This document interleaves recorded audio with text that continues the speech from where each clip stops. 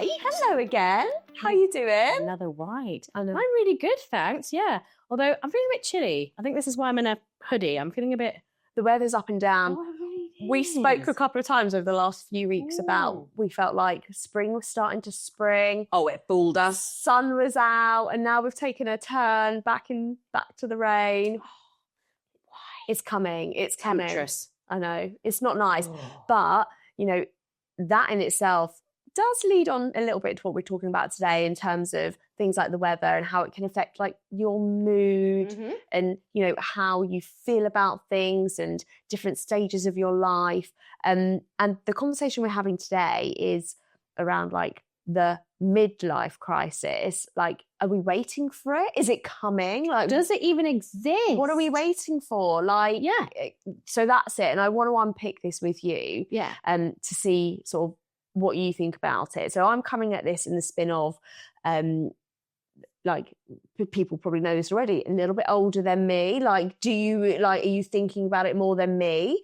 Like, have you had any experiences in life already where you think this is my midlife crisis? I think maybe I've had partially midlife crisis. My husband 100% said he's had a midlife crisis. I wouldn't say he's midlife, but you know what I mean? Interesting. But so that's exactly what I think my response would be, just exactly what you've said about Rory. I don't believe it's a midlife thing. Now, it may have been because of the way that society was years ago that it ended up happening in that sort of decade. But I generally feel now it's an identity crisis. So it's all about kind of, for me, what I've witnessed in my friendship group. And I've got a huge friendship group. I've still got people who are in their 20s who are my friends. And then I've got people who we've just celebrated a 60th. So again, like, I think having that span, it does not matter your age. It's to do with who you are and your identity and where you've got to in life, and whether it's where you thought you were going to get to, or whether things have changed so much that you've kind of not even witnessed what's happened. Interesting. And you're like, shit, how did I get here? So you're not sort of thinking, God, I'm like, 40 plus, like it's coming. But again, do you know what? I'm going to contradict myself now, because I don't know if you had it when I turned 30. I generally did have a moment of, that was like, it's almost like a milestone identity thing. I was kind of like self-checking in with myself going, whoa, how did I get to 30? Whoa, what am I doing? Like, did you feel like you'd achieved a lot of what you thought you would have achieved? Do you think that might be where it comes from then? I don't know. It's one of those things that kind of, I think I looked at my life and I was like, well, this isn't what I was going to do. But at the same time, I wasn't disappointed, but I don't know, I can't even explain it. I was kind of maybe catching up. I was maybe processing where I'd got to, because I hadn't realized where I'd got to, because I was doing so much in going through my own journey that I kind of been unaware. Yeah. And I think midlife crisis can be, perceived as two like different things. So, part of me sees like midlife crisis as like a breakdown. You suddenly throw everything away and do really crazy stuff, and it's quite negative connotation around it. That person's having a breakdown. It's a midlife crisis. And then on the flip side of that, it's a midlife crisis in terms of somebody has newfound confidence. They've found something new. They've now had a movie montage moment. Yeah, like that sliding doors. If I don't do this now, or they've suddenly found that ability within themselves to take a step that they maybe didn't have before. It's like a now or never moment. If I don't do this now, I'm never gonna do it. But also, this is the whole thing about how much you value life. So one of our mutual friends, her husband has literally just bought himself an Aston Martin. Wow. Why not? Yeah. Do you know what I mean? He was like joking on going, oh, this is my midlife crisis. And I was like, no. I was like, good for you. But society has probably made him feel like that way. Like he has to say it's a midlife crisis rather than just owning that decision. It's almost like a get out is, I done this crazy thing. It's a midlife crisis. Rather than being like, sod this. I want this. I can afford it, and I want to enjoy it while I'm young enough to enjoy it rather than waiting. Absolutely. I totally agree with you there, Erin, because I think we have been taught generationally to invest and save for the big thing. So say, oh no, those really nice earrings, I'm going to wait till I've got a special occasion. Why not? Wear them now. I used to work in fine jewelry, and one of the big things that people would always say is, well, I'll save them, I'll put them in the safe. And I'm like, why? They are stunning. Don't waste them in a darkened, like locked away space.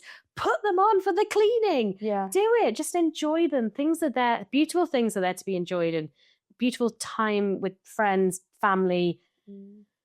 It's if you leave it, you know, it's gonna go. You never know what's happening tomorrow. Take the plunge and do it. And I think a part of me feels a little bit like that about us making the jump and doing this sort of thing. Yeah, this podcast. And, you know, over the years, I could have and I probably did want to do something, didn't quite know what it was, maybe didn't have the confidence to put myself out there. And then you do get to a stage in your life where you do just think, I want to do it for me. I want to do it.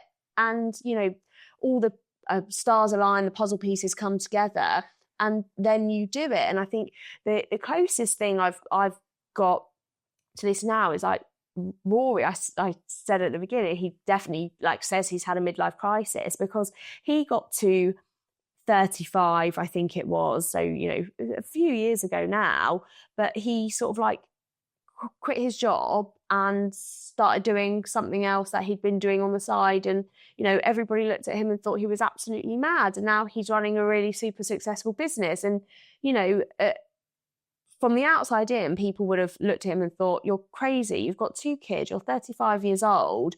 Why are you going to give up X for Y? Yeah, the safety for and this is, do you know, this is something that I think is something that I do a lot of career coaching, and I think this is something that people always look at what they think they should be doing instead of what they love doing. And it's like, surely your job is you know, you spend more time at your job than you do anything else. So do something that you actually really love or believe in, or even if it's hard work and it drives you nuts, like it's something that you really value.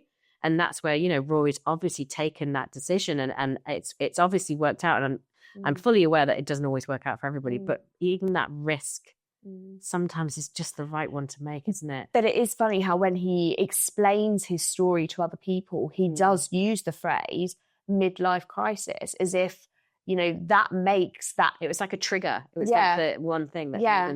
Whereas, you know, I don't know if I would call it a midlife crisis, but that makes him feel safe to explain it in that way. And I think other people, other people more... I don't know, it makes more sense to them as well. So he's enabling the translation of what happened, why. So it gives it an easy sort of story to tell, that narrative. So tell me with your life so far, and also kind of like where, you know, your vision board is heading. Yeah. Kind of, how do you feel that there's a midlife crisis incoming? Do you feel that's there, or have you had one before? Or so I think I could definitely see myself doing something different and taking a step and doing it. But, you know, one of my traits, as we know, is, you know, structure, creature of habit. And I think that holds me back sometimes when it comes to doing things like taking the plunge, because I do worry about, you know, the logistics of it and how things will fit in for me, and what, you know, will it be really super difficult? Will I regret it? It might just be easier staying in my lane that I'm in now. So I could see it on the horizon, but maybe not now. And I think maybe when the children are a little bit older and I don't feel so much responsibility in that sense, it would give me the push.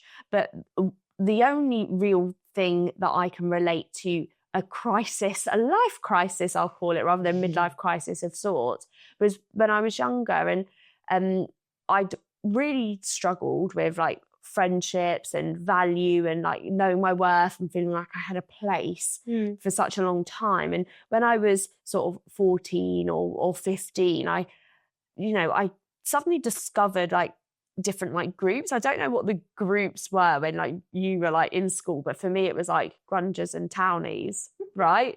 Those were the groups. So you were either, you know, tracksuit wearing, you know, that sort of music person, or you were a grunger listening to like rock, heavy metal, when you had that big side fringe.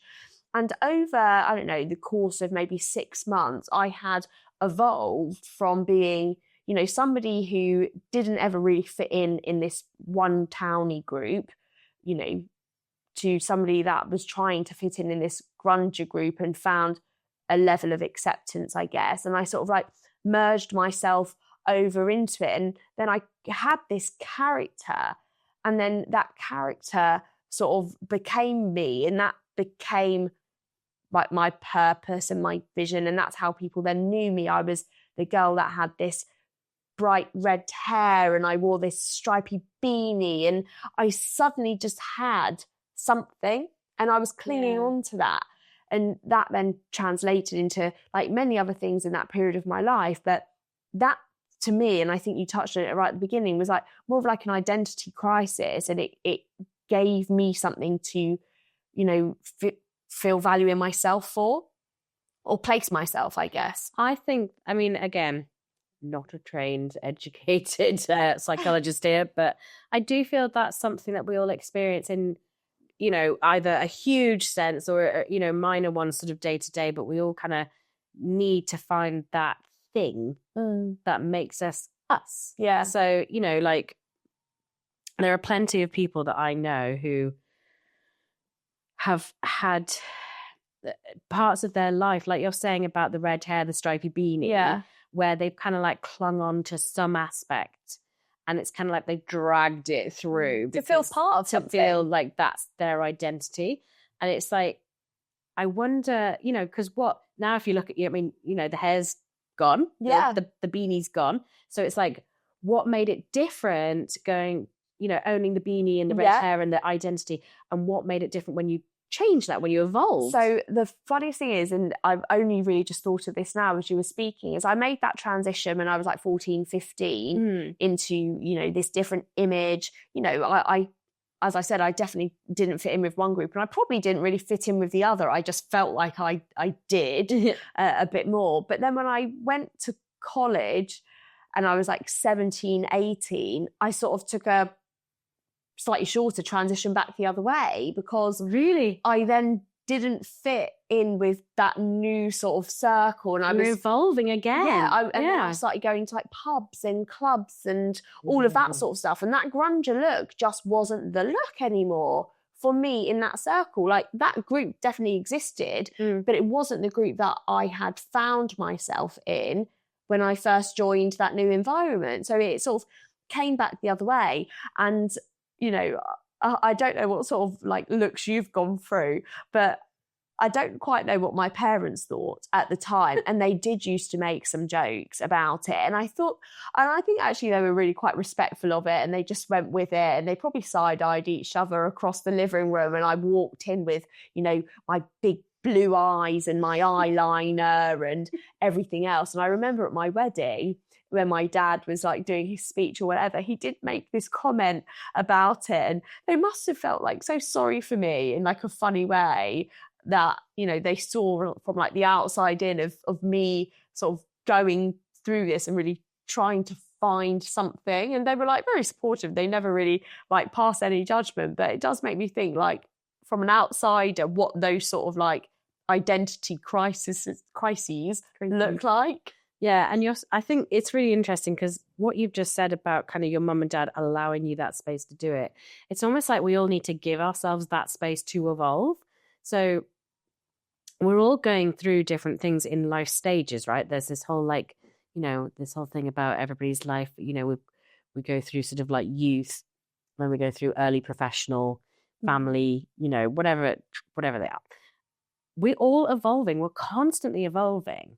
And what constitutes like, you know, that trigger to be like an identity crisis versus, oh, this was smooth sailing, like I just transitioned into college and here I am. Like, do you know what I mean? It's really interesting. And this is where kind of I've really thought about, like, does the midlife crisis exist because of where that life stage gets you to. So like you're saying about when the boys get older, is it that, you know, you're surviving as a parent for like 18 years and then, you know, you let them be free in the world and off they go. And then you're like, oh, what do I do now? And I mean, is that it? Is that the trigger? That actually does worry me a little bit. Does it? You have this whole like identity as a parent. Yeah. And then like the minute you're, you know, not having to like necessarily like feed your kids or like make them food. Yes. Do you know what I mean? Or like be responsible for like every single part of their day or their actions.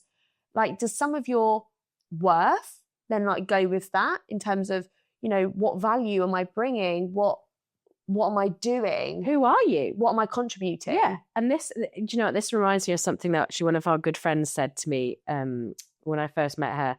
And she said to me, I never want to be just like my little girl's mum. So, you know, her daughter Matilda, like I never want to be just Matilda's mum. I want to be me. So she never introduces herself, you know, to other mums as in, oh, I'm Matilda's mum. Like she introduces her with her name. And I think that is incredibly powerful and very conscious and present of her to be able to do that, because I do it all the bloody time. And I'm like, no. Like, I'm not just Sophia's mum, you know, and it's like owning that identity. And I think sort of, you know, like you're saying about that kind of, who are we after the kids have gone? Yeah. Or do we need to try and maintain ourselves whilst they're growing up? So when we do get to that point, we aren't kind of like deers in a headlight going to go, and what do we do? Feeds back in really interestingly to a conversation we had, you know, quite a while ago now about it being okay to be a bit selfish. Yes. Because you've got to hold on to something for yourself, because I can totally see how people go a bit crazy when their life has been solely dedicated to somebody else or other people that no longer need them. Then what do you do? So be selfish now to protect yourself for the future. Yeah, completely. And I can really resonate with that. So, you know, we've just, you know, obviously we're talking about spring and, you know, Easter's just passed and, you know, we normally do a big family dinner and, you know, our kids are older now. They have the choice of whether they come or not. You know, I can't force these people. And it's, you know, there's kind of a bit of sadness that they didn't come and it was totally within their choice to do that. But at the same time, I've got to accept and actually be proud of them that they want to do something else. They're choosing and they feel safe enough to tell me that. Do you know what I mean? It's like that balance of acceptance versus sort of embracing the new. Yeah. And like kind of letting it happen. And, you know, that, you know, all the kids are getting older and they've got to learn and that they've got a choice and they've got, you know, they can make that choice. And I've got to kind of learn with them that they have a choice and they can make those choices, and you know? Think, like, even when you just say that, like, it makes me think, like, how important it is that you continue to work on things like your relationship, because I do think, like, you know, relationships can, like, be pushed aside a little bit when you are raising, like, young kids. But oh my God, yeah. Ultimately, when the kids sort of move on, when they're 14, 15, 16, they don't need you so much. All you've got is that relationship. Is your hubby. Yeah. And then like you hear so much about, you know, people having like relationship breakdowns later because they don't have that focus. And that almost comes back to that midlife crisis thing in terms of, you know, when the rose glasses come off and you're not focusing so much on something else, you see it for what it is and decide this isn't what I want anymore.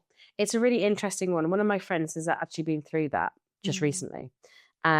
She doesn't have kids, and it's really interesting because what hers was actually her in-laws, and they had to care for their in-laws. So again, their focus was the in-laws, and now that the in-laws have been moved into care homes, she literally had a bit of an identity crisis, because she was worried about like her relationship with her husband. And she literally went through this thing about, oh my goodness, do I love him? Because they were their whole relationship was built around caring for their in-laws. And the relationship was purely like tag teaming, who's going to do this, who's going to take them to that, who's going to take them there. And now that there's a care home now who's taking care of all of it, they're kind of left with themselves. And it's interesting that she's obviously I'm friends with her, so I haven't obviously heard the husband's side, but I think it just shows that it isn't just parents, it's everyone. Yeah. This generally happens when time shifts, things change, things happen. We evolve as people because of where we live, what job we have. Everything can impact an identity crisis. Tell me this then. Do you think there is something in society now when I feel like we pick up on this element in almost every episode that we do in terms of like social media? Do you think that is now playing a part in, midlife crises, people feeling like they have to take a jump or do something crazy or, find that inner thing? Do you think it's... I definitely think the side hustle movement is definitely kind of creating something where society is expecting us all to kind of make that big thing about whatever we can, do whatever. But at the same time, I think we've talked about this before about menopause, where I think it's bringing to light that conversation as well. So there's, and as we've talked about many times about social media, about the pros and cons, I think there's a space now. We're doing it right now. We're talking about the fact that we're questioning the midlife crisis. And then there's the other side, that sort of side where, so-and-so quit her job at 45 and now is a millionaire at the age of 47, You're just like, oh, I'm 2 years off that. Should I be looking into this? Like, is this something I should be doing? What if I fail? I get to 47 and I haven't become a millionaire because Brenda and Colin did it, I'm just like, this is very stressful. What do I do? You kind of, but then you get the pressure. Does that make people then feel bad if they are not doing something extraordinary? Yeah. Oh my goodness. That's such a good question. Yeah. There is that pressure, isn't there? Always. Because you need ordinary, not ordinary, because nobody is ordinary. Everybody is something in their own right. Yeah. You need certain people doing certain things to make the world go round, right? Sure. Totally. Not everybody can be, as you say, side hustling over there, because that space will then get smaller and smaller and oversaturated, and then those people aren't doing it. And then it becomes the norm. Then it becomes part of the wide mainstream. And then the extraordinary thing will be something that maybe now we consider ordinary. So this is really, I don't know why this has popped into my head, and maybe you can all throw me some shade, is I'm just thinking of X Factor. Can you remember when, what was it called? Pop Idol started. Yeah. And, over the decades that happened, it petered out because it became so and we were all watching it with bated breath, and Will Young won, and Leona Lewis, and all these big names now who aren't A-list, but at the same time, we all remember them because it was special, it was unique. But because it kept going on and on and on, it kept fading away because it was just becoming mainstream. Totally. Do you know what I mean? And it's that kind of concept where I don't want, like you're saying about society putting expectation on us. That's unfair. But doing something you believe in, like we've done, it's finding the confidence to do it without having an identity crisis about it. Do you know what I mean? It's finding that bravery, maybe is the word. So, I find it interesting that we started talking about midlife crisis, and all we've done is speak about it really positively. This is a positive side of it. It's called this, but it means that, and blah blah blah. And there is obviously a flip side of that, and some people really do struggle with it, and potentially it is better now. And I don't know any facts behind this, but I know we've spoken before about how things like therapy are so normal now, and actually access to therapy is a lot easier now. You don't necessarily have to go and do all your research and find a therapist. There's online therapy things. So it's WhatsApp therapists, there's all sorts. It's amazing. So, potentially it is being dealt with differently, but, how do we check ourselves in terms of, making sure that we don't fall into that trap, and where does it flip over between, maybe being healthy to unhealthy? Yeah, that's a really good point. I mean, how you do it as yourself, and how you do it as a friend. So, we've always talked about kind of our friendship and how it's evolving, and because we've told the listeners that we're relatively new friends, and the way that our friendship's evolving and how we want to be kind of there for each other. I want to be there to tell you, going, "Hey, Erin, are you okay? What? Okay, hold on. Let's talk this through. And I want to be there for you in whichever way you need me to be. If you need me to go, do a heist on the bank, we'll do it. Let's go. Not that I'm saying I'm doing anything illegal, but like it's finding that thing as a friend and having a friend who can do that. So I'm going back to that thing about I'm not going to say the word just in case, but those committed friends.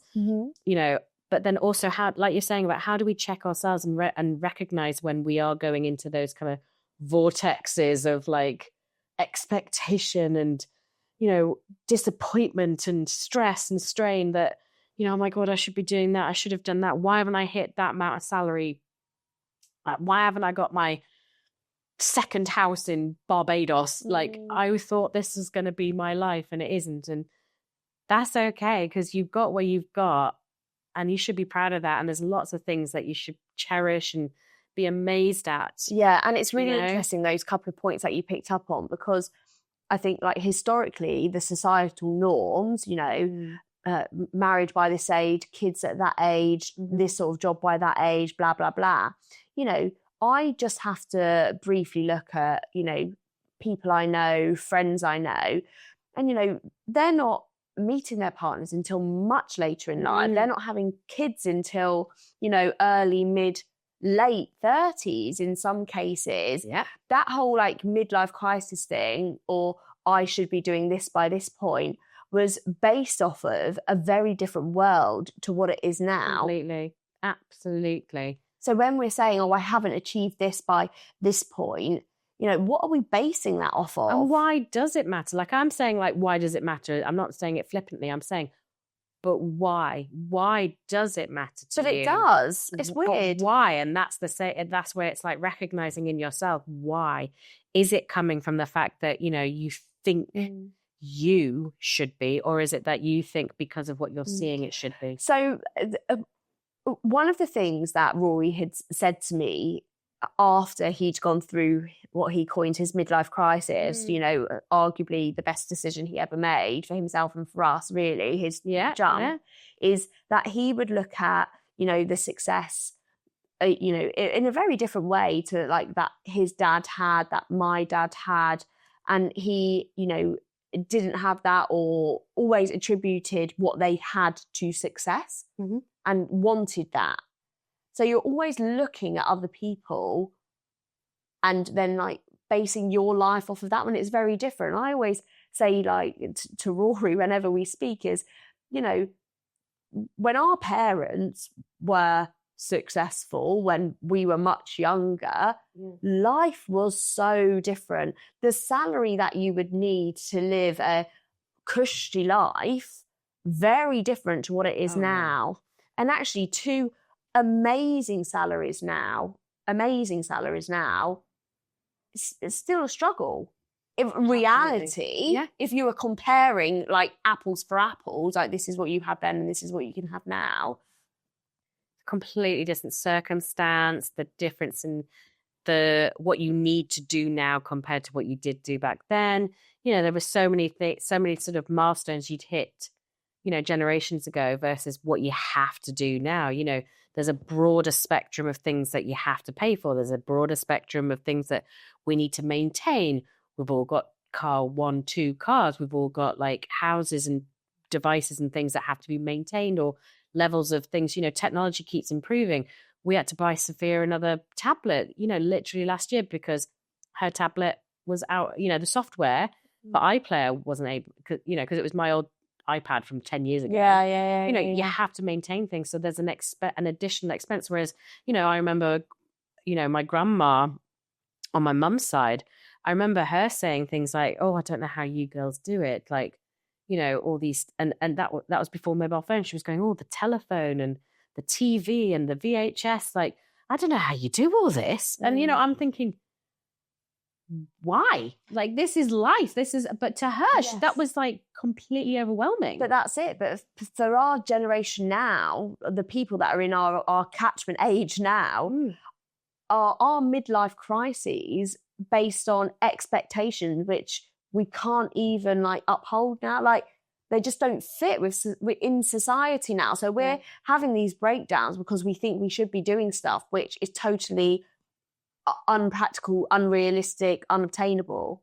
And also, if you look at kind of that generational future, you know, they're saying we're the last generation that can afford to buy houses. And that doesn't surprise me. But again, it's like, is the bubble going to pop? I mean, I know we're going into very kind of, you know, probably non-Eric territory. But that triggers it, though. It's the worry. It's the, you know, is this enough? I should be doing something else, you know, blah, blah, blah, blah, blah, blah, everything in between, right? Yeah, it's really difficult, I think, for people to kind of take a measure of themselves rather than take a measure of what society's doing, you know. And why can't we break the mold? I mean, Rory is a fantastic you know, success story about breaking the mold and doing what he believes in and values, you know, he wants to do. But it is so hard to move that tanker to kind of shift you to kind of really believe that what you're doing is amazing. You're still here. You know, if you're able to manage life and get up and, you know, do your thing in the simplest of ways, you're still winning. But it's very hard to accept that. You know, just those core like basics are actually amazing. Because if you think about like life at the moment, you know, it's really tricky, and there's lots of people out there who are on the breadline, and, you know, there's so many things going on. But I have to say, just as a point, on the flip side of that, I've had 2 breakdowns in my life, and I'm sure we will you know, cover this in other future podcast episodes. But one of the big things I had in my second breakdown was the guilt. Because why have I had a breakdown? Because the world is such a horrible place. There's so many horrible things going on. And nothing's like that stuff hadn't impacted me. Why was I having this moment of, you know, needing so much support, so much help, feeling so vulnerable, so unsafe, when I was white, British, cis, you know, straight, like all these things, like I'm so safe, and I was feeling so broken and lost. Why? And this is one of the big things that I had, was the guilt.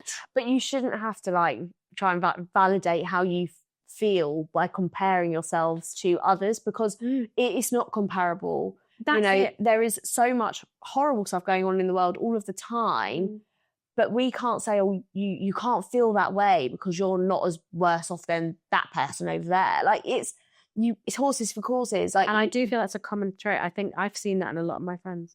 I've seen a lot of friends, not necessarily to the level I got to, but I think a lot of people think they push things under the carpet. And that's when maybe the identity crisis kind of build, because they just ignore, because they think the world's you know, I'm not as bad as what so-and-so on the news is experiencing. And they go through these stages of kind of ignoring. And then it kind of gets to the point where they're like, shit, who's this? What am I doing? Like, why am I doing this? So this is an interesting point then. Do you think we might get to this point where, you know, you get crisis on top of crisis? So humour me now. So you've got all of these people that have been inspired and motivated by things that they've seen on social media, given up, done something new, tried it, it's not worked out how they want, and then they're in another crisis because they're then stuck. Hasn't worked out, can't necessarily go back to where they came from. This new venture isn't working out. Like, I absolutely believe that will happen, and people will experience things like that. But this is where I think we've mentioned this before, is it's doing the next best thing, the next right thing. You only can do what you can do, and it's trying to find, you know, people want that kind of answer straight away when something so bad's happened and they feel awful, they feel, you know, really gutted, devastated. They just want the pain to go away.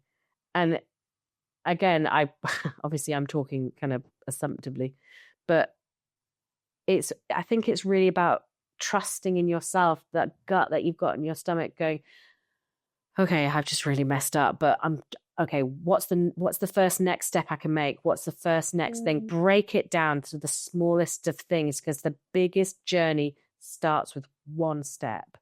And it's trying to find that bravery, that courage, that, you know, that one morsel of hope. You know, when you're in those like Disney films and you see them just taking that one thing, that one step, and you're going, go on, you can do it. That will motivate you. Just shove on a Disney film. That or The Greatest Showman, one of the two. Yeah. But again, it's like, if we go to Greatest Showman, he was sat on the floor, like, you know, in front of his circus house that had burned down, and it just took that one, you know, the hand on the shoulder, like that one belief moment. And sometimes you don't have a friend to do it for you. You have to do it yourself. And my God, does that take a lot. But it's believing. It's totally about belief, I think. And again, not a trained psychologist, but my God, have I been through a lot of therapy. And I do understand how I can genuinely feel it right now, how difficult and terrifying it is. But it's about being brave. Yeah. And it's just taking that next step, as grueling and as terrifying as it is, whatever it is. And I think you've just like hit the nail on the head, and it's a great point. Even just Emma really is just like being brave, like in trusting your gut. Yeah, that thing we say all of the time, but it's, you know, being brave and taking that step, making that decision, feeling brave to stay in a place that you might not be 100% happy with, because actually that's right for you right then, or then being brave enough to make a decision that this is time for change, and, you know, who knows what's going to happen. It's like, it doesn't matter which way it goes. It really doesn't. It's just like owning it and just feeling confident. Owning it. And do you know what? Things will mess up. You can't always get things right. Life is not perfect. We're not perfect. Humans are definitely not perfect. No. We can definitely see that from what's going on around the world.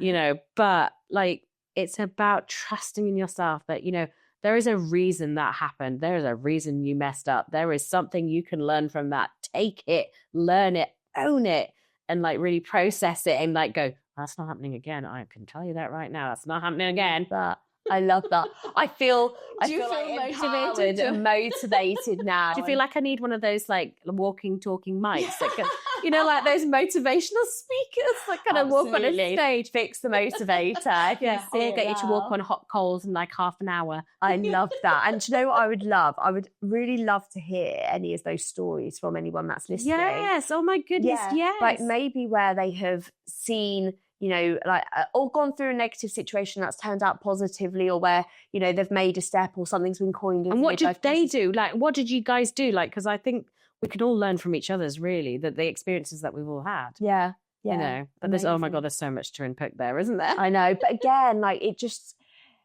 and this conversation more than most actually really makes me feel like I want to say, like, we've got this. Maybe we do, maybe we don't. Like, who knows? But we're just trying. We're working it out as we go, and like, you just have to see what happens. And go and we've got to believe in ourselves, because who's going to do it? No one. We need to do it for each other. And we need to be here for each other. And this is what I think you and I are so passionate about: is building a community that we can all be there to celebrate each other. That, you know, we can all be each other's cheerleaders, and, you know, that day when you are having that dark moment, and, you know, come online and like give us an emoji, and we'll be like, what's going on? Let's talk about it. Let's be there for you. And I think kind of building that community is so important, isn't it? It really is important to us. That's why, but please, like, if you haven't already, and I know so many of you have, and we love it, just subscribe, like, follow, share, rate, review, all of those things, all those to-do lists, all of those check, like, you have to say. But no, we love just everybody getting involved. It really means we do. It's so heartfelt. It's so warming, isn't it, when we get those messages through? We love it. So thank you. And thank you, Erin. Yeah, thanks. We'll have a great See you next time. Yeah, cheers.